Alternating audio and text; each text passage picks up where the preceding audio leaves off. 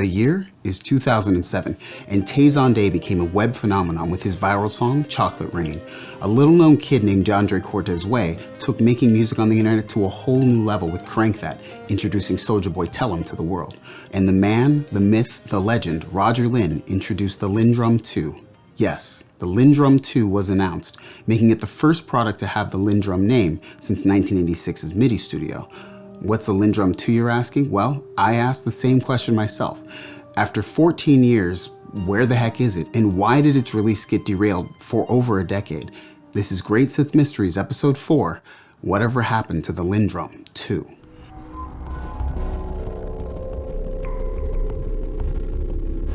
This mystery began for me when I was searching for any remaining Dave Smith Instruments Tempests on Sweetwater.com, and somehow, some way, it navigated me to this, the LinnDrum 2 analog. Now, I've honestly known of the collaboration between Dave Smith and Roger Linn for many years, but this part I didn't know. The Tempest was the start of this, right? Wrong. To begin this journey, we actually have to go back and grab a short history on one half of this hybrid's architect, Roger Linn. Roger Linn was born in Whittier, California on August 24, 1955. And in 1979, Roger Linn and Alex Moffett founded Linn Moffett Electronics, which was the birthplace of the first programmable sample-based drum machine, the LM1 drum computer. This was the start of it all. Coming and leaving all other analog drum machines in the past, it seemed. The LM1 raised everything to a whole new level musically. The LM1 was stated to have been born out of Roger's dissatisfaction with drum machines available at the time, such as the Roland CR78. The LM1 retailed for $5,500 and only 525 machines were built. After that, he released the drum machine most people identify with, 1982's LinnDrum. Yes, this is the one people know best from Take On Me, Purple Rain, and my personal favorite, Lucky Star by Madonna. Go back and listen, you'll hear its iconic sound.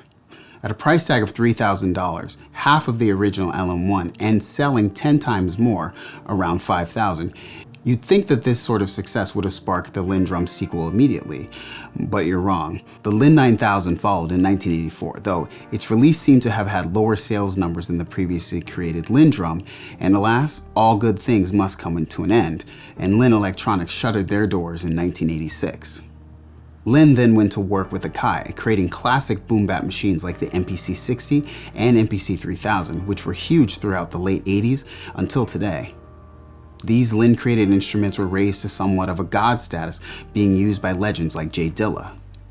In 2001, Roger started a new company called Roger Linn Design.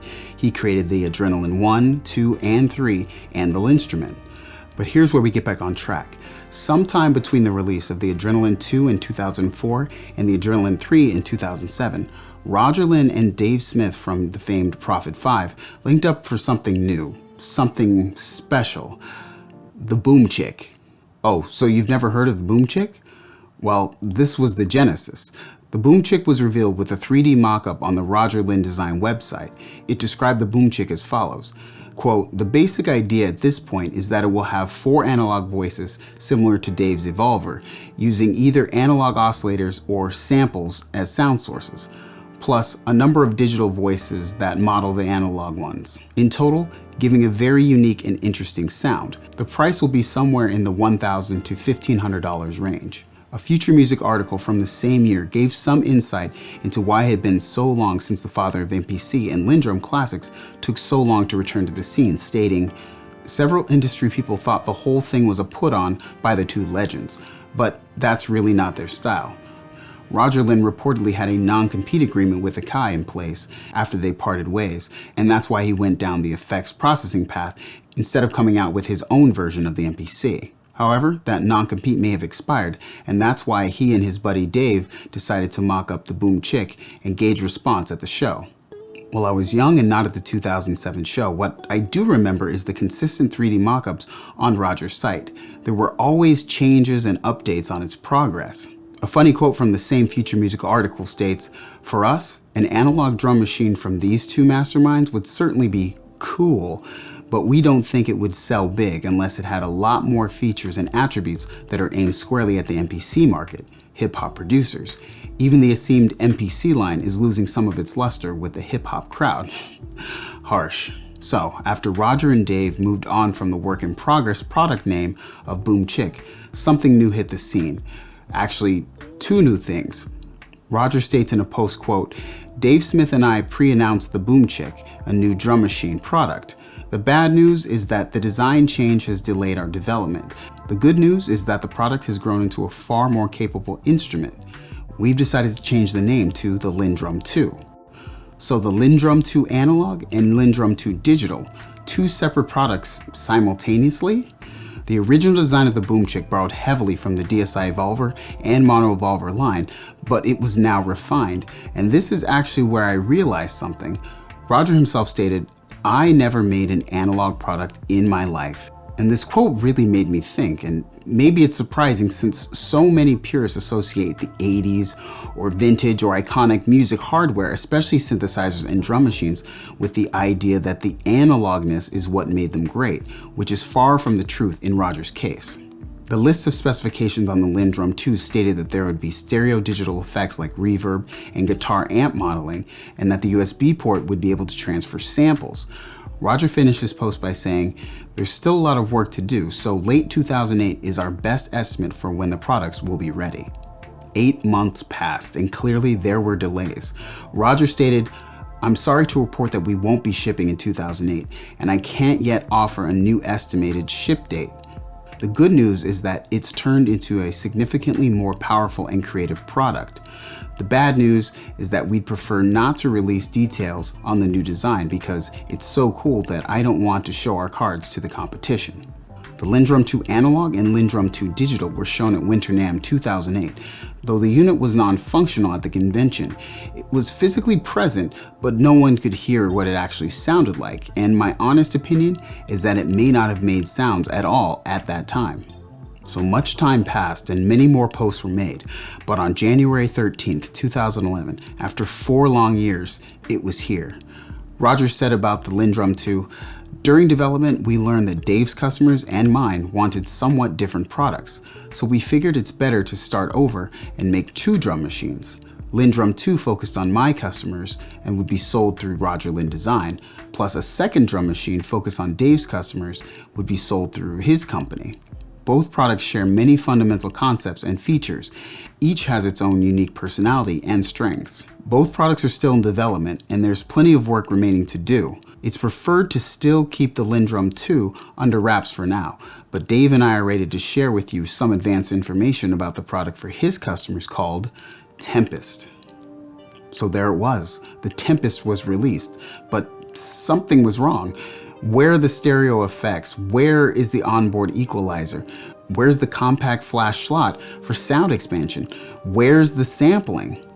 This was definitely not the LinnDrum 2 we thought we were all promised, and many people knew it. But was that the end of the road from the LinnDrum 2? Well, it seemed it was. One of the last posts I could find on Roger's site was from August 13th, 2011.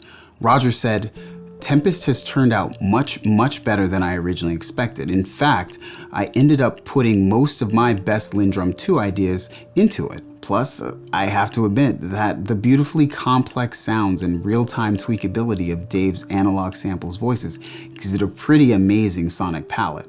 He finished with, "LinnDrum 2 is still in development, but given the recent focus on Tempest development, it won't be coming soon. If you're looking for an amazing new drum machine and aren't focused on a purely digital product, please consider Tempest.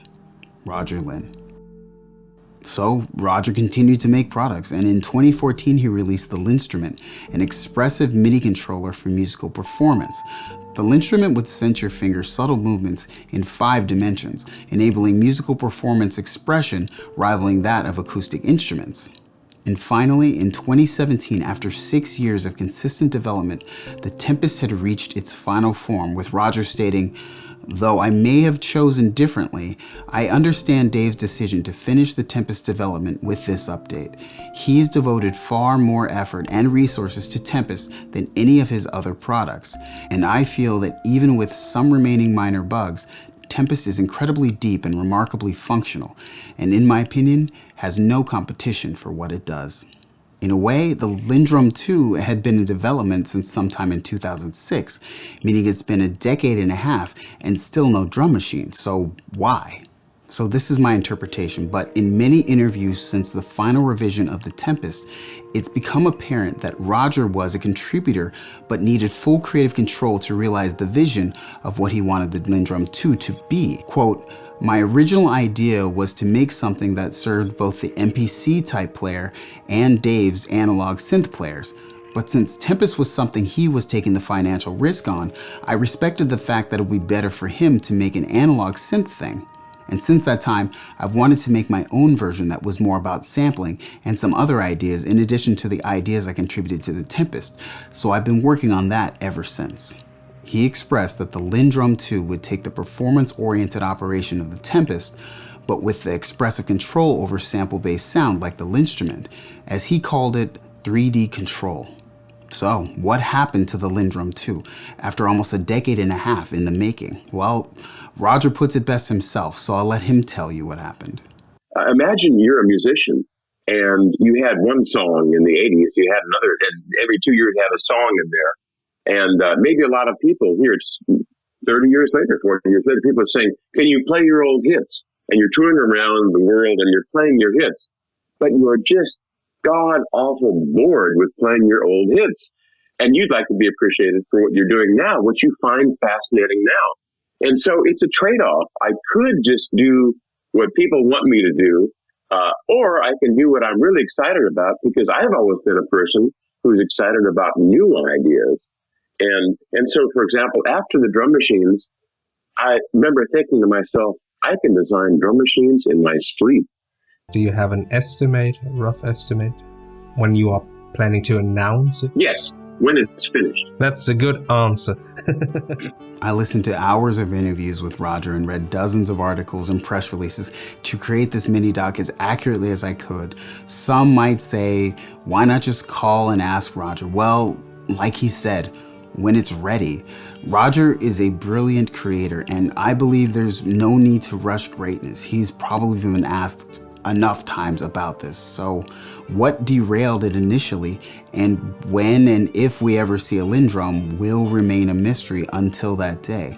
And if it ever is revealed, I'll be right here with you as an excited fan. So remember to like, subscribe, follow me on Instagram and Twitter. Thanks again for watching, and I'll see you in the next episode of Great Synth Mysteries.